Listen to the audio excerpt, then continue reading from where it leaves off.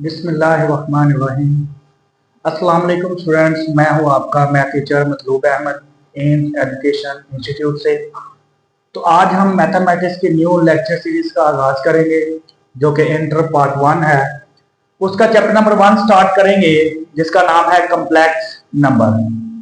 Complex number chapter start करना है, chapter number 1 है। तो सबसे पहले उसकी डेफिनेशन से हम स्टार्ट करेंगे। कम्प्लेक्स नंबर क्या होते हैं? तो the numbers of the form z is equal to a plus b iota. जो जो number a plus b iota के शेप में होंगे वो नंबर्स कहलाएंगे कम्प्लेक्स नंबर।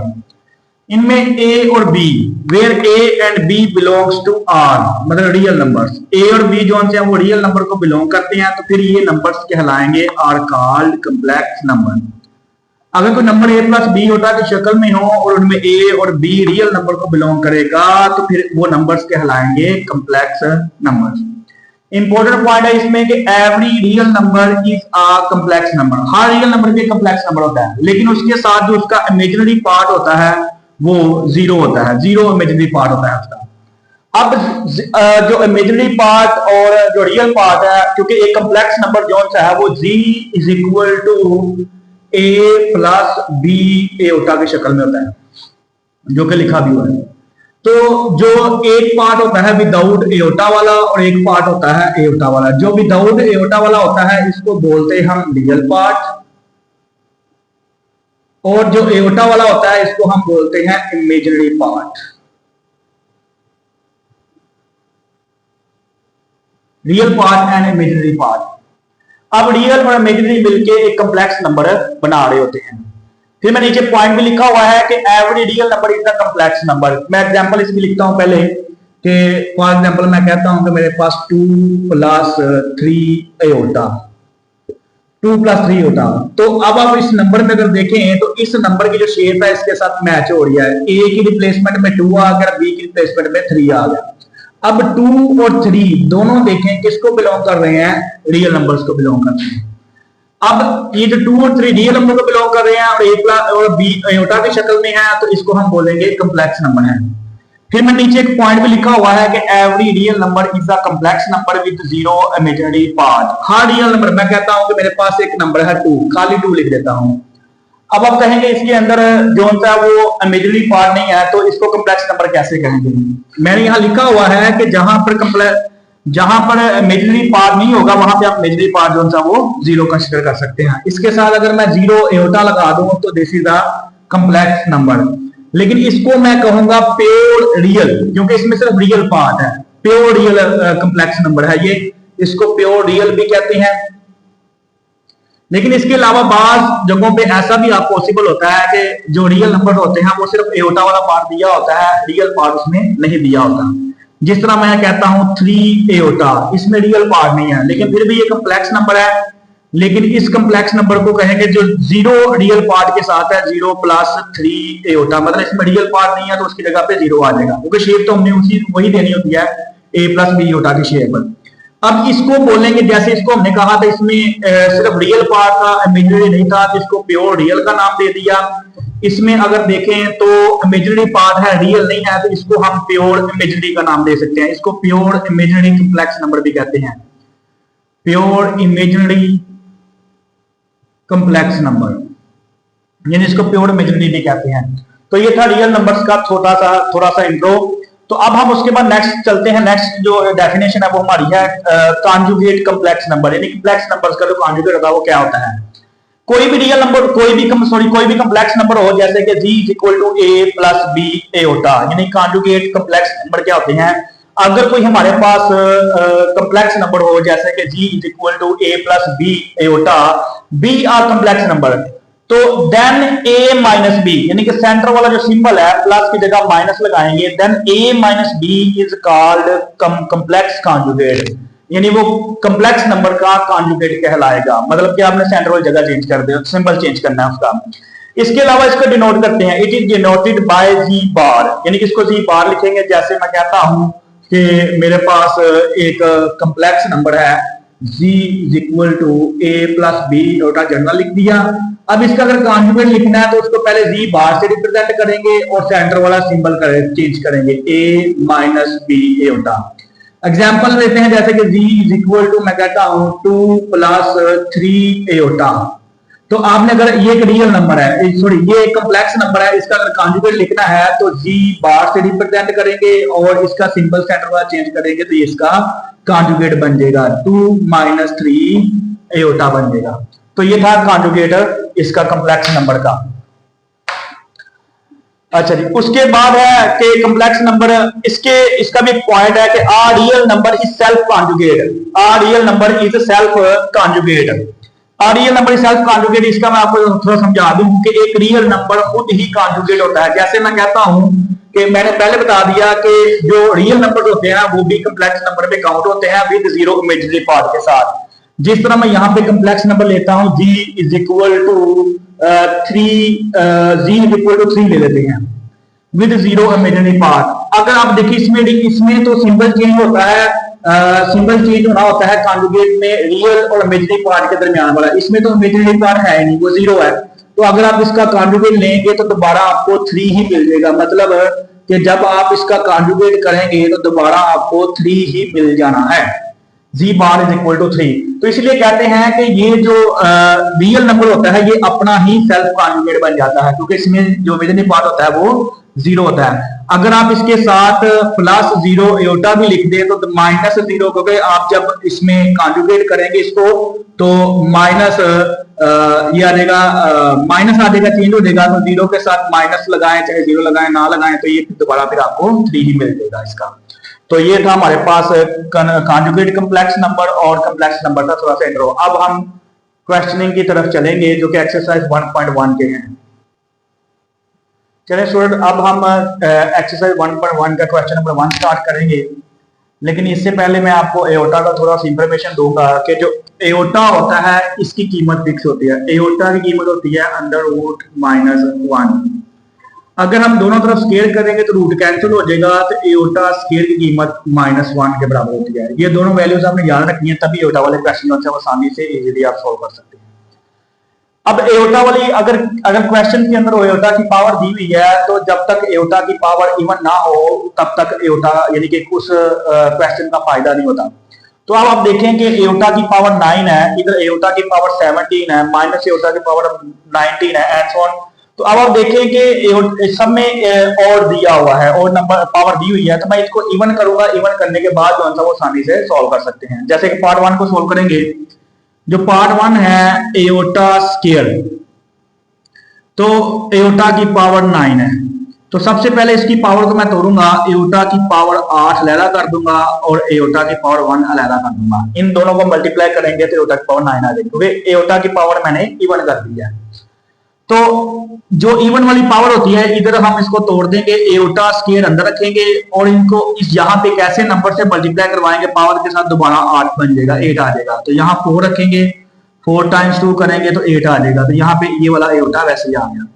तो अब आपको पता है एओटा स्केयर की कीमत क्या है, -1। अब हमने हर क्वेश्चन के अंदर तकरीबन एओटा स्केयर ही में ही बदलना होता था ताकि उसकी कीमत पुट करके क्वेश्चन को सॉल्व कर सकें। तो एओटा स्केयर की कीमत होती है -1 और इसकी पावर 4 है, साथ में एओटा आ गया।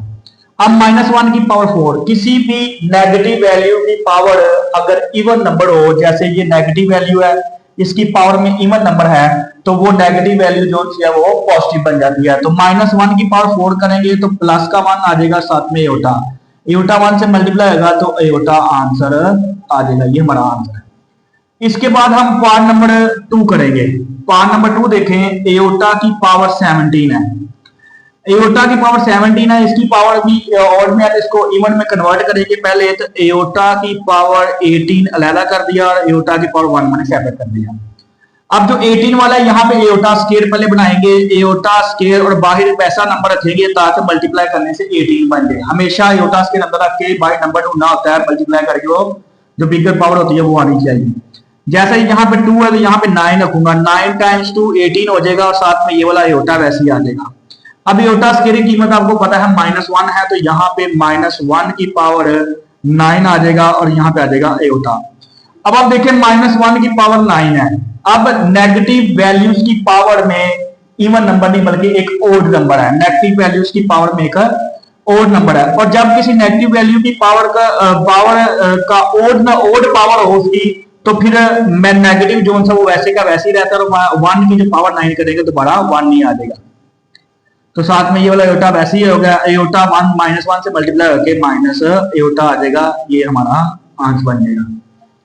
इसके बाद हम पार्ट नंबर 3 करेंगे जो कि माइनस एयोटा की पावर 19 है। माइनस एयोटा की पावर 19 है, तो इस क्वेश्चन को सॉल्व करने से पहले सबसे पहले हम क्या करेंगे कि हम इसकी ब्रैकेट्स को ना खत्म कर देते हैं ताकि हम आसानी से सॉल्व कर सकें। तो ये आ जाएगा माइनस, क्योंकि माइनस नेगेटिव वैल्यू की जो पावर है वो ओड है, तो माइनस अंदर वैसे का वैसे ही रहेगा, क्योंकि इवन में वो पॉजिटिव होता है, ओड में पॉजिटिव नहीं होता, वो नेगेटिव का नेगेटिव ही आता है। तो नेगेटिव ऐसे ही आ गया, एयोटा की पावर 19 हो गया। अब मैंने ब्रैकेट्स को खत्म कर दिया, पावर अप्लाई कर दी ऊपर। अब इसकी पावर को इवन करेंगे, यह देखा नेगेटिव एयोटा की पावर 18 आ जाएगा और साथ में एयोटा आ जाएगा, जिस तरह ये वाला बना हुआ। लेकिन इसमें से ये पॉजिटिव था, ये सिर्फ नेगेटिव है, यही चेंज है इसमें। तो अब हमें इस जो बिगर पावर है इसको एयोटा स्क्वायर में कन्वर्ट करना है। एयोटा स्क्वायर अंदर रख देंगे और बाहर एक ऐसा नंबर मल्टीप्लाई करेंगे 18 बन जाए।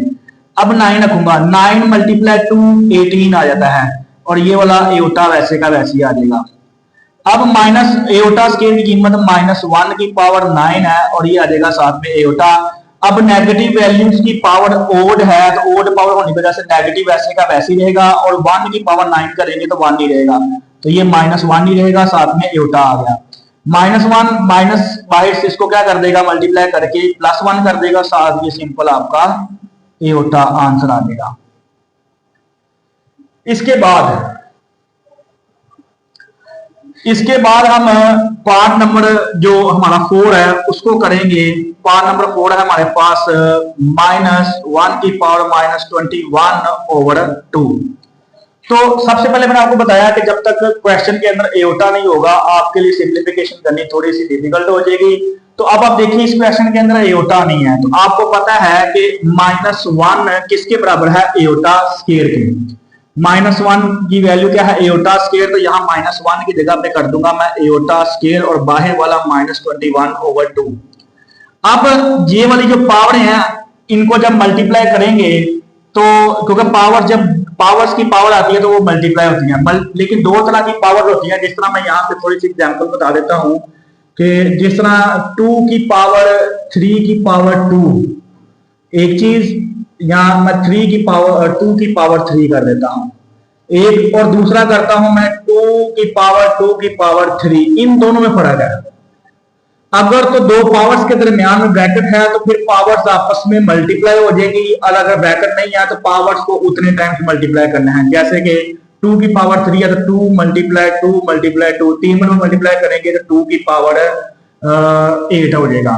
लेकिन यहां पर अगर देखा जाए तो दो पावर्स के दरमियान ब्रैकेट है तो ये टाइम जो होकर 2 की पावर 6 आ जाएगा। तो यहाँ पे चेक करें, ये ब्रैकेट आ रही है तो ये वैसे सिंपल मल्टीप्लाई होंगे, एयोटा स्क्वायर मल्टीप्लाई ये आ जाएगा -21/2, यानी कि माइनस ये वैसे सिंपल माइनस कर दूंगा इसको मैं, -2 × 21/2। अब 2 से कैंसिल हो जाएगा और एयोटा की पावर कितनी रह जाएगी, -21 रह जाएगी। अब एयोटा की पावर जो है वो कभी भी नेगेटिव नहीं होनी चाहिए, नेगेटिव हो भी जाए फिर भी सोल्व हो जाता है, लेकिन इसको पॉजिटिव करना है। पहले इसको पॉजिटिव करेंगे, कैसे पॉजिटिव करेंगे, इसको डिनोमिनेटर में शिफ्ट करेंगे 1 एयोटा की पावर 21, यानी कि पॉजिटिव थी बटे में चली गई है तो सॉरी नेगेटिव थी बटे में चली गई है तो पॉजिटिव हो गई है। अब कंप्लेक्स नंबर इस तरह का है कि कंप्लेक्स नंबर जोन सा है ये बटे में एग्जिस्ट नहीं करना चाहिए, एयोटा इमेजिनरी पार्ट बटे में नहीं होना चाहिए, और इसको बटे से खत्म करने के लिए एक ही रूल है, इसको हम कॉन्जुगेट कर देंगे, यानी कि आप बल्कि इसकी पावर को पहले सिंप्लीफाई कर लेते हैं। हम इसकी पावर को पहले सिंप्लीफाई कर लेते हैं, जैसे कि 1 एयोटा की पावर 21 है तो ये आ जाएगा 1 एयोटा की पावर है, ओड नंबर है इसको इवन बनाएंगे, 20 और मल्टीप्लाई एयोटा की पावर 1 सेपरेट कर दिया। अब इसके बाद क्या करेंगे, जो बिगर पावर है उसको तोड़ देंगे, एयोटा स्क्वायर में कन्वर्ट करेंगे, ये आ जाएगा एयोटा स्क्वायर, और यहाँ पे एक ऐसा नंबर रखेंगे मल्टीप्लाई, दोनों को मल्टीप्लाई करने से 20 आना चाहिए, 2 मौजूद है तो मैं यहाँ पे 10 रख देता हूँ, 10 मल्टीप्लाई 2 20 हो जाएगा और ये वाला एओटा वैसे ही रहेगा। तो ये इस एओटा स्केयर की कीमत आ जाती है -1 की पावर 10 आ जाती है और साथ में एओटा वैसे ही आ जाएगा। अब नेगेटिव वैल्यूज की पावर जो है वो इवन नंबर है, नेगेटिव वैल्यू की पावर इवन नंबर है तो इवन नंबर उसको पॉजिटिव कर देगा और 1 की पावर 10 करें, 1 की जो भी पावर रखे तो 1 ही रहता है, तो ये 1 ही रहेगा, साथ में एओटा आ गया, तो 1/एओटा हमारा आंसर आएगा। लेकिन इसको मैं आंसर नहीं कहूंगा, मजीद सिंप्लीफाई करूंगा क्योंकि एओटा बटे में एग्जिस्ट नहीं करना चाहिए। इसको बटे में से खत्म करने के लिए इसको कॉन्जुगेट करेंगे। क्या करेंगे, इसको हम थोड़ा नीचे कर देते हैं, 1/एओटा, इसको मल्टीप्लाई कर देंगे एओटा से ही और एओटा से ही। मतलब यहाँ पे असल में कॉन्जुगेट कैसे लेना होता है, ये तो प्योर इमेजिनरी नंबर है ना एओटा, अगर इसके साथ रियल पार्ट भी होता तो आपने वो उसी नंबर से मल्टीप्लाई और उसी नंबर से आपने डिवाइड भी कर देना था। अब आप देखें कि एओटा 1 से मल्टीप्लाई करके एओटा आ गया और एओटा एओटा से मल्टीप्लाई करेंगे तो एओटा स्क्वायर आ गया। तो एओटा स्क्वायर की कीमत क्या होती है -1 और जब ये डिवाइड करेंगे तो माइनस एओटा, तो ये हमारा फाइनल आंसर आ जाएगा।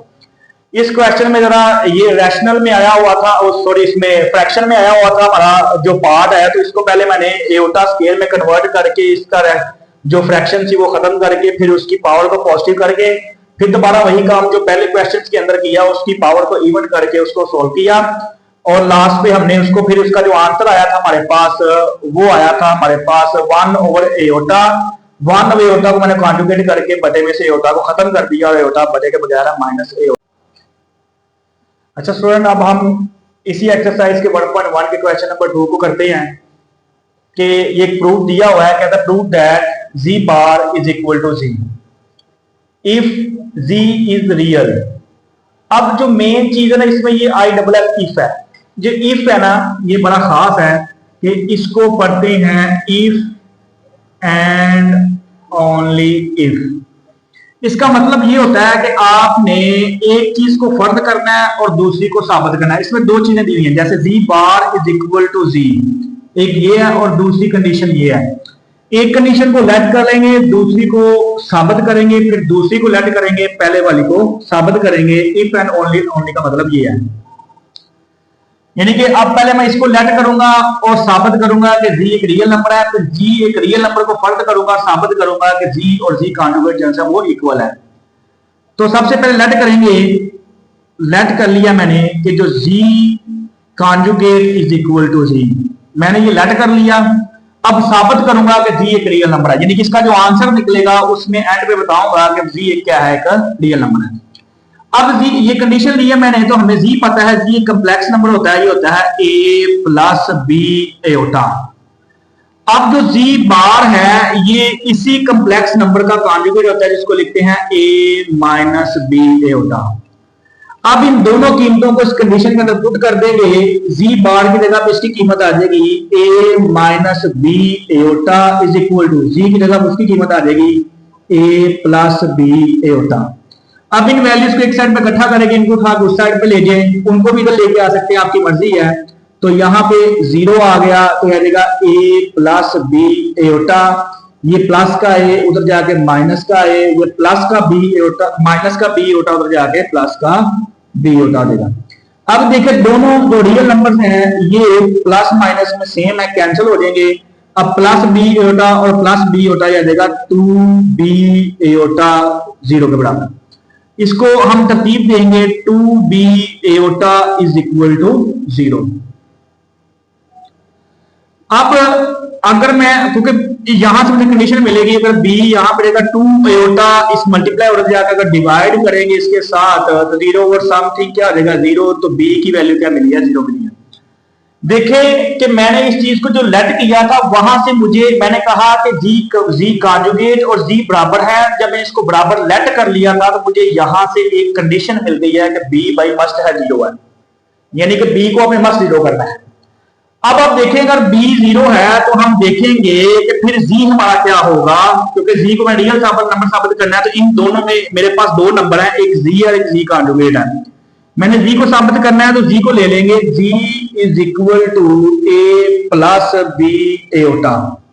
अब यहाँ पे बी की कीमत रखेंगे जो मुझे इसको लेट करने से मिला है, बी जो है मस्ट 0 है, तो बी की कीमत यहाँ पुट करेंगे a प्लस 0 एयोटा, और क्योंकि इमेजिनरी पार्ट 0 हो चुका है तो फिर जी किसके बराबर आ जाएगा, a के बराबर आ जाएगा।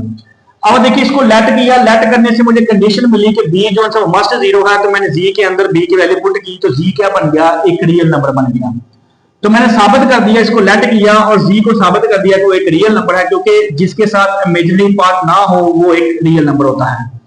तो जी एक रियल नंबर मिल गया मुझे। तो नीचे लिख देंगे हैंस प्रूव्ड